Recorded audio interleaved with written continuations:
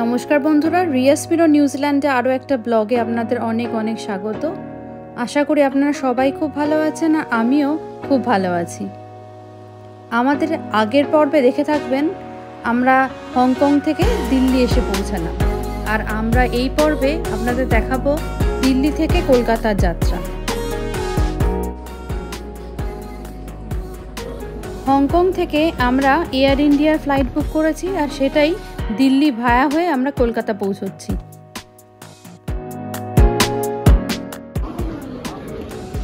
আমাদের ইমিগ্রেশনে সব কিছু হয়ে গেছে, এখন আমরা লাগেজগুলো কালেক্ট করে নিলাম, এখন সেগুলো ট্রান্সফার ডেস্কে দিতে যাচ্ছি। এই ট্রান্সফার ডেস্কে দিয়ে দিলেই এই লাগেজগুলো চলে যাবে সোজা কলকাতা, আর নতুন করে আর চেক ইন করার কোনো দরকার হবে না। লাগেজগুলো দিতে বেশ অনেকটাই লাইন পড়েছে ট্রান্সফার ডেস্কে। লাগেজগুলো দিয়ে সব কিছু করতে করতে আমাদের প্রায় 1:30 মতো বেজে গেছে। এখন দুপুরে লাঞ্চ তো করতেই হবে, সেই জন্য আমরা একটা ফুড কোর্টের দিকে যাচ্ছি।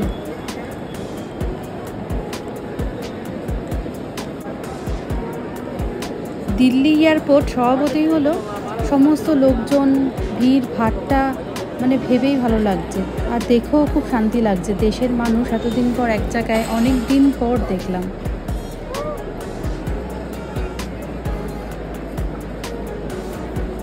প্রায় 1.5 বছর পর দেশের এতগুলো মানুষ আমরা এক জায়গায় দেখছি, বেশ ভালো লাগছে ব্যাপারটা।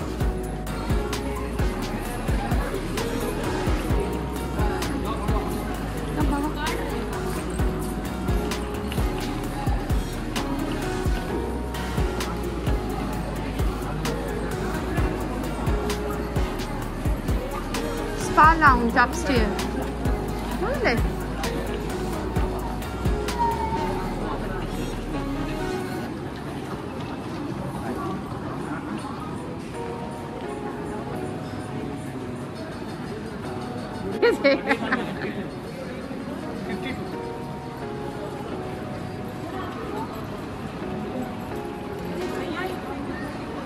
এই কাম বাবা, মার্কস অ্যান্ড স্পেন্সারেরও তো এখানে একটা স্টোর আছে, 50% অফ। কত নাম্বার আমাদের গেট? কি গো, আমাদের কত নাম্বার গেট? তাতেই চল, আমি রেডি হবো আবার।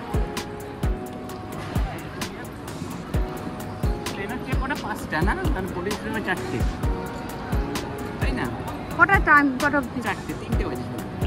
আমি রেডি। 1 ঘন্টা হাতে টাইম। খাবো নাকি আমি? আর বেশ কিছুটা পথ এদিক ওদিক দেখতে দেখতে আমরা একটা ফুড কোর্টের কাছে এসে পৌঁছেছি। আরে তুমি তো আমার থেকে পয়সা আবার পরে তুলবে, তুমি আবার কি খাবে? আবার সব পয়সা পড়াই গন্ডে তুমি ওখান থেকে নেবে। আর দাম দেখে তুমি ভয় পেয়ে যাবে। দেখো দেখো তুমি দেখাই দাও। তো ধোসা, আমি একটু ধোসা নেবো। এখানে এয়ারপোর্টের মধ্যে একটু দাম বেশি। 328। ভিতরে চল, ভিতরে ধোসা ধোসা দেখো। ফুড কোর্টে এসেই দেখছি রকমারির বিভিন্ন রকম খাবারে চারিদিকটা গন্ধে মম করছে। সিলেক্টই করতে পারছি না যে কোনটা নেব, এদিক ওদিক দেখছি।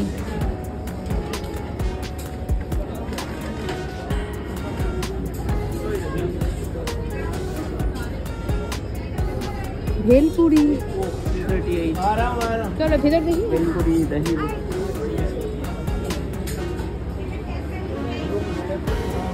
হ্যাঁ,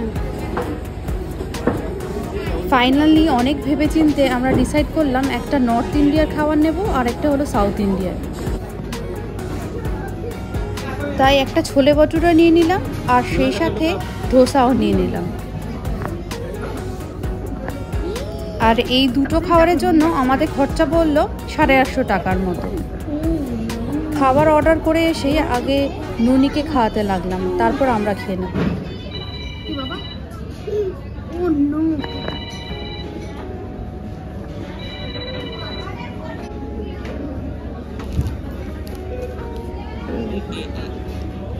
খাবার কোয়ালিটি বেশ ভালো।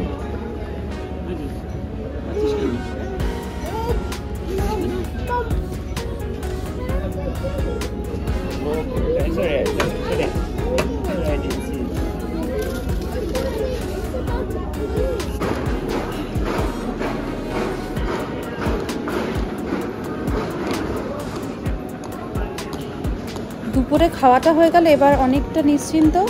এবার ননিকে চেঞ্জ করিয়ে একটু ফ্রেশ হয়ে আমরা গেটের দিকে রওনা দেব।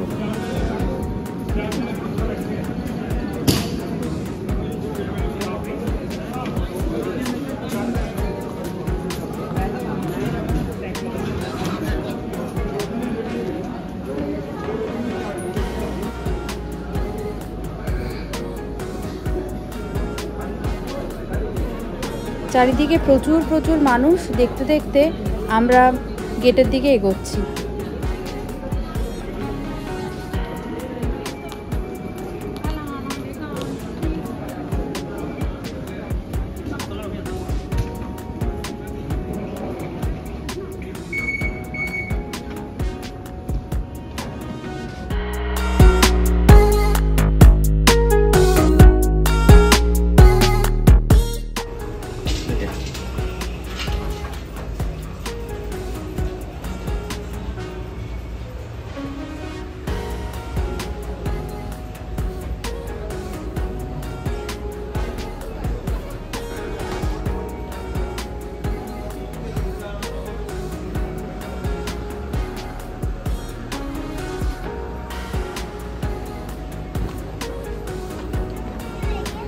না না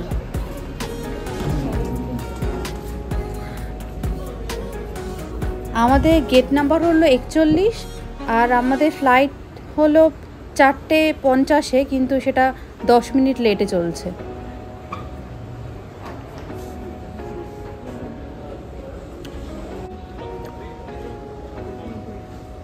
আমরা গেটের কাছাকাছি চলে এসেছি আর আমাদের আস্তে আস্তে বোর্ডিং শুরু হচ্ছে, তো আমরা সেই দিকে এগোচ্ছি। মামা excited?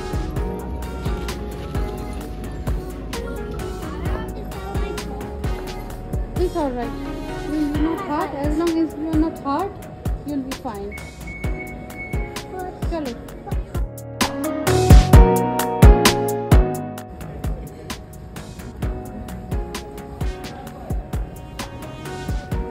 এবার আমাদের আর বাসে যেতে হলো না, আমরা এখন যাচ্ছি এয়ার ব্রিজে করে। বেশ অনেকটাই হাঁটা পথ, অনেকটা হেঁটে গিয়ে ফ্লাইটে আমাদের উঠতে হবে।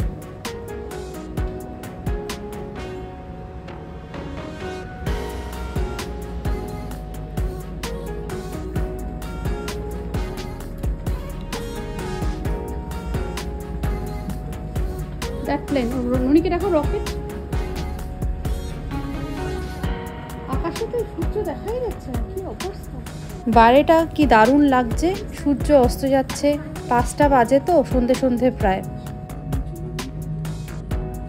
দিল্লি থেকে কলকাতা দূরত্ব প্রায় 1300 কিলোমিটার, আর সেরকম যেতেও সময় লাগে না। 2 ঘন্টার মধ্যে আমরা হোপফুলি কলকাতায় নেমে পড়ব।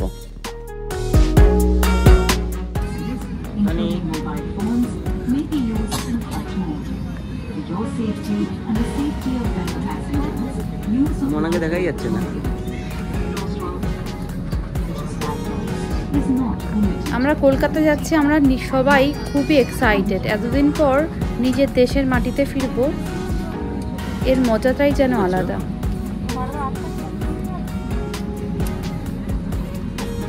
মানা মানা ফ্লাইট টেক অফের সাথে সাথেই আমাদের খাবার চলে আসলো। আমি নিয়েছি নুডলস উইথ চিকেন কারি, সেই সাথে একটা ডেজার্টও ছিল, আর একটা জলের বোতলও দিয়েছে। আর চন্দন নিয়েছে একটা ভেজ কারি, আর সেই সাথে কয়েকটা বানও ছিল, আর ডেজার্ট তো একই।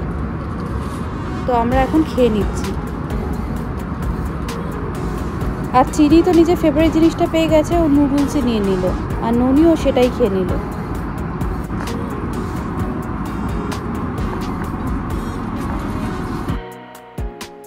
দু ঘন্টা চোখের পলকেই যেন শেষ হয়ে গেল।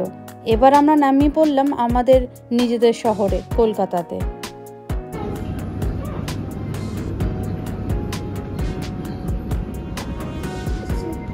কলকাতার মাটিতে পা রাখার সাথে সাথে একটা আলাদা ধরনের উত্তেজনা কাজ করে। নিজেদের পরিবারের সাথে দেখা করার মজা তো আছেই, আর সেই সাথে চেনা পরিচিত আমাদের কলকাতা শহর, সেটার যেন অনুভূতিটাই আলাদা।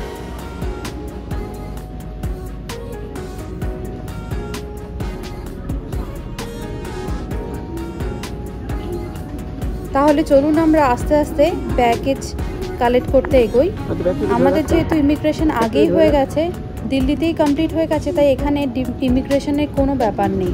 এখন ব্যাগেজ কালেক্ট করেই আমরা সোজা আমাদের পরিচিত লোকেদের কাছে চলে যাব।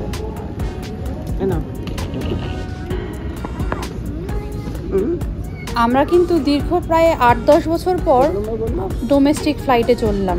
বেশ ভালোই লাগলো, কারণ আমরা সাধারণত নিউজিল্যান্ড থেকে যখন আসি, নিউজিল্যান্ড থেকে সিঙ্গাপুর এয়ারলাইন্স হয়ে আসি, তো সিঙ্গাপুরেই নামি, তারপর সিঙ্গাপুর থেকে ডিরেক্টলি কলকাতা চলে আসি। এই দিল্লি থেকে কলকাতা আসা বেশ অনেক দিন পর, বেশ ভালোই লাগলো। আর প্লেনের খাবার দাবার তো দারুণ।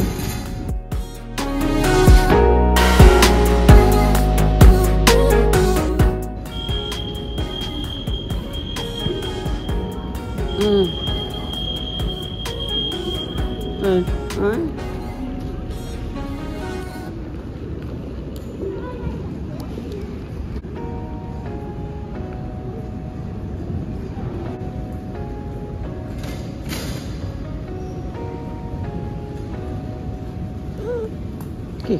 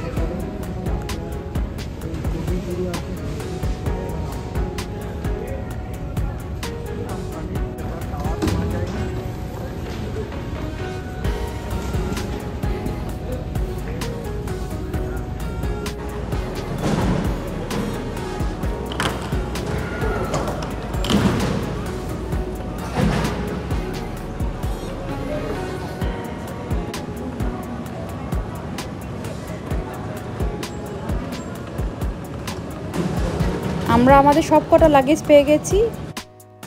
এবার এখানে এসে শুনছি বেশ কয়েকজনের লাগেজ কিন্তু আসেও নি। কি দুর্ভোগ তাদের, বলুন তো। যাক, আমরা ট্রলি ভর্তি করে আমাদের সব লাগেজগুলো নিয়ে এবার গেটের দিকে যাচ্ছি, যেখানে আমাদের পরিবার পরিজনেরা দাঁড়িয়ে আছে। চলো।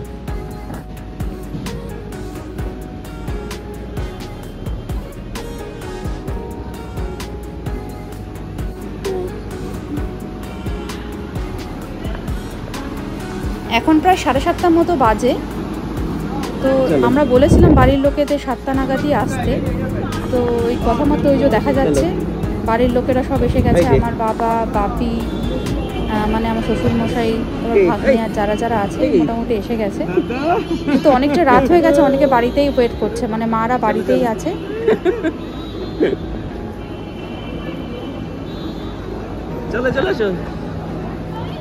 তো দেখি আমাদের গাড়ি কোথায় আছে, সেই দিকেই যাচ্ছি। ট্রলিটা কিন্তু বেশ ভারী, অনেকগুলো লাগেজ, এবার ঠেলতে ঠেলতে নিয়ে যেতে হবে। হ্যাঁ,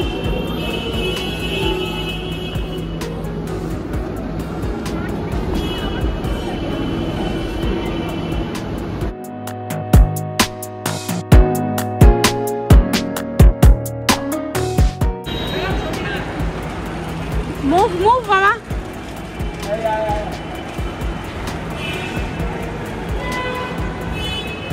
এই তো চলো, আসো আসো আসো।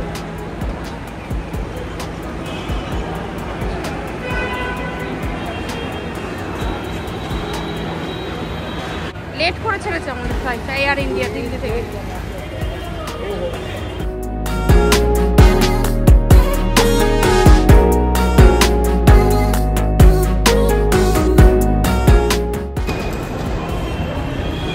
হ্যালো, এই যে মামা, দাদা নাকি দাদা দাদা দাদা দাদা।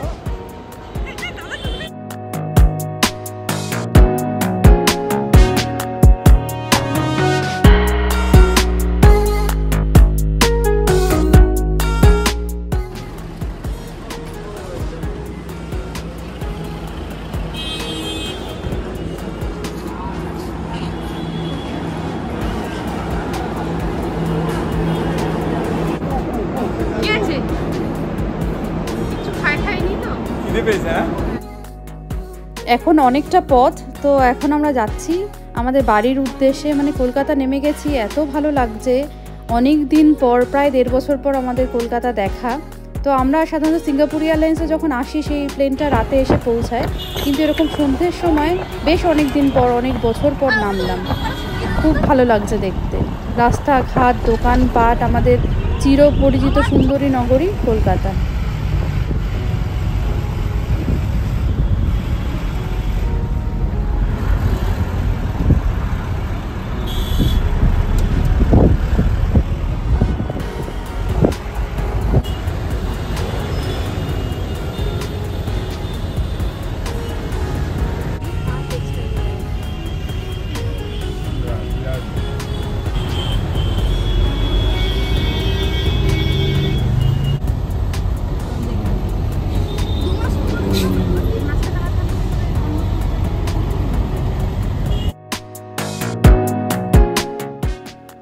আমরা থাকি হলো দত্তপুকুরে। তো আমাদের দমদম থেকে দত্তপুকুর পৌঁছাতে প্রায় 40 থেকে 45 মিনিট মতো সময় লাগবে।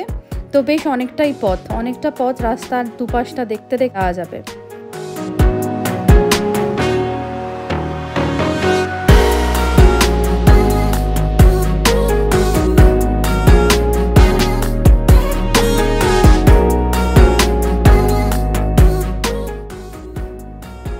তো আমরা যশোর রোড হয়ে যাচ্ছি, মধ্যমগ্রাম বারাসাত হয়ে আমরা দত্তপুকুরে যাব। আমরা নর্মালি এই রাস্তাটা দিয়েই আমাদের বাড়িতে যাই। তো এই মধ্যমগ্রাম বারাসাত অনেকটা আমাদের মনের অনেক কাছাকাছি। আমাদের বড় হওয়া পুরো এই শহরে, এখানেই আমাদের কলেজ, স্কুল সব কিছুই। তো সেই এত পরিচিত জায়গাগুলো অনেক দিন পর দেখে বেশ ভালো লাগছে, একদম যেন মাটির টান।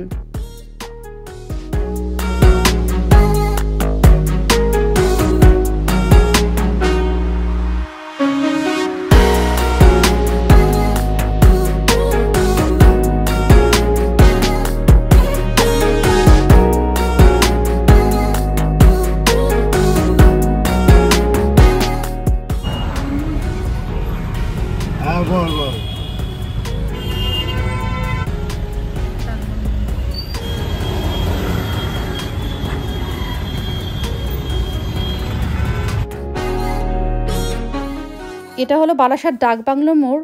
আমাদের যারা দত্তপুকুর, বারাসাত, মধ্যমগ্রাম এই সমস্ত পার্শ্ববর্তী এলাকাগুলোতে থাকে তারা অনেকেই এই জায়গাটা সম্পর্কে পরিচিত।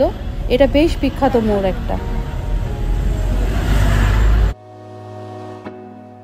আর সামনেই আসছে আমি যে কলেজে পড়ে বড় হয়েছি, সেটা হলো বারাসাত গভর্নমেন্ট কলেজ, সেটা সামনেই আসছে। আর চন্দনও পড়েছে বারাসাত গভর্নমেন্ট স্কুলে। তো সেই জায়গাগুলো আমাদের খুব কাছাকাছি মনের, তো সেগুলোই আসছে।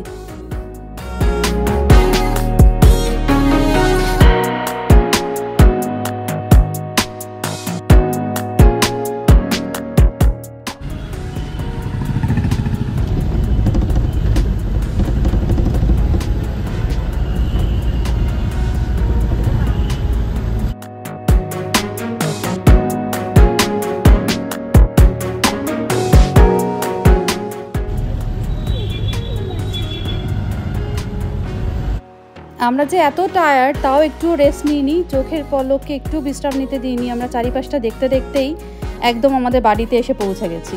তো বাড়িতে সবাই ওয়েট করছে, তো আমরা ঢুকছি ভিতরে।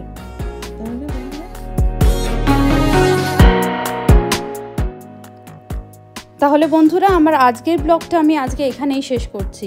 আমার এই ব্লগটা যদি আপনাদের ভালো লেগে থাকে তাহলে লাইক, শেয়ার আর সাবস্ক্রাইব করে দিতে ভুলবেন না। আর আরও এরকম ভিডিও পেতে চোখ রাখুন আমার চ্যানেল রিয়াস মিরর নিউজিল্যান্ডে। আমরা চলে এসেছি আমাদের মানে মামা বাড়ি।